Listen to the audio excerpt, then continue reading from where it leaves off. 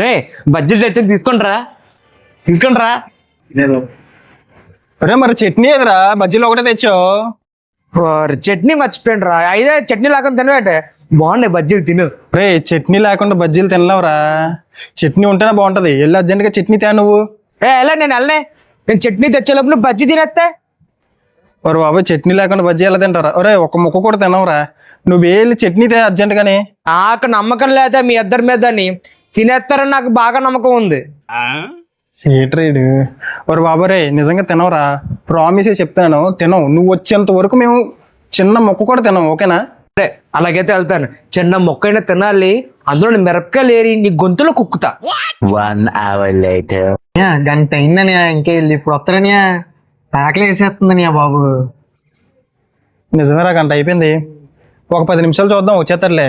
చట్నీ అన్నావు కదా, చట్నీతో తిందాం. 3 hours later. ఎప్పుడు వస్తా ఫ్రైడ్? టైం అయిపోతుంది, గంట అయిపోయింది. 1 eternity later. సాయంత్రం అయిపోతుందని ఇంక రాత్రి ఇంకా అరగంట చీకటి కూడా అయిపోద్ది, ఎండిపోతున్నాయి. ఎప్పుడు వెళ్తాయి కడుపులోకి? నిజమే చీకటి కూడా అయిపోతుందిరా, బజ్జీలు కూడా పాడైపోయేలా ఉన్నాయి. తినేద్దామా?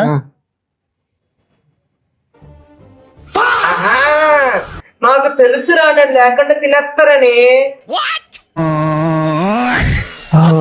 అమ్మ బజ్జీలు పక్క